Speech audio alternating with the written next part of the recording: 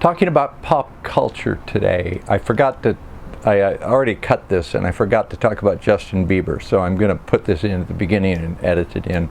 My wife's been managing this sushi restaurant for 25 years here in Honolulu, and you know, famous people come in all the time. So the other night, somebody came in, a young guy with his wife. It was a pretty big party. They bought like $900 worth of sushi, but this young Caucasian guy, and they had a baby and a fairly attractive wife, and they were sitting Japanese style on the mats, but he couldn't sit Japanese style, so his legs were out the way we Caucasian people sit.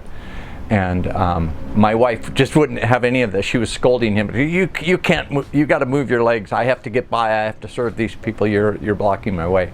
My wife is famous for scolding the customers at the restaurant. So she's scolding this guy and telling him how to sit and just taking no crap from him. And then it turns out the other workers were like, do you know who that is? That's Justin Bieber. And my wife had no idea who that was. Justin Bieber? She called me up and goes, do you know who Justin Bieber is? And I said, yeah, I've heard of him. She said, oh, he's at my restaurant. So there he was.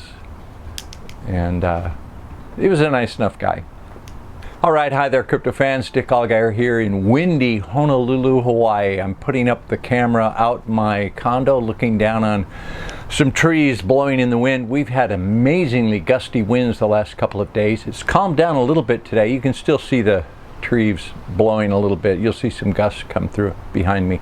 But it's been 60-mile-an-hour winds. It's been blowing down power lines, blowing the roofs off houses.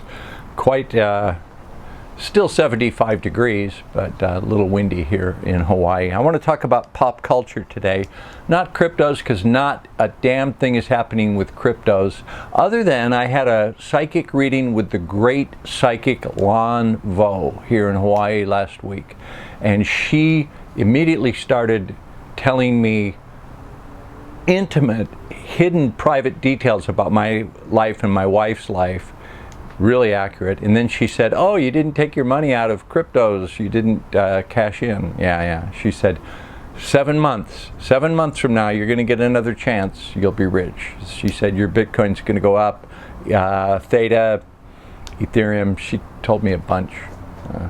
Lon Vo, a really good psychic. So anyway, I'm going to talk about pop.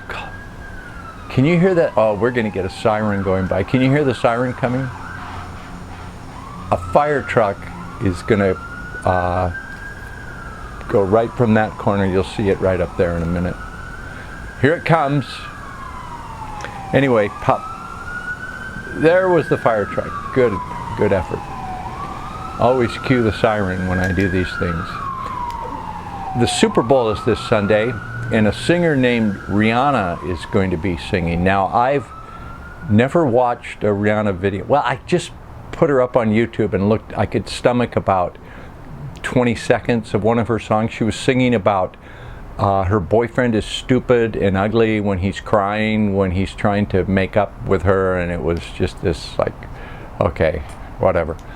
But when I think of Rihanna, what that brings to my mind is Rhiannon, the great song by Fleetwood Mac about a Welsh moon goddess who forsook the love of a god to marry a mere mortal. A true story, by the way. The gods did come down and intermarry with the earthlings, and actually Greek mythology is not mythology, it's actually history. That's one of the secrets you learn when you start learning the real history of humanity. Anyway, Rihanna's going to be singing at halftime, and I always like to watch the halftime show because it is just such a spectacular bit of overt symbology celebrating a ritual pageant honoring Satan.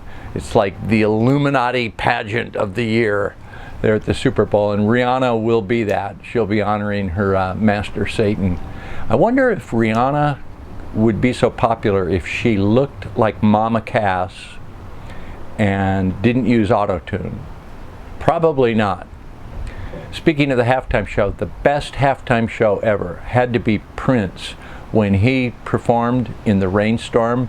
He was in the middle of his set and this swirling windstorm came through in the driving rain and he was just shredding on his guitar. Now that was some magic. I was watching that and I realized I was watching an actual ritual magic spell taking place on live TV. Never be that good again.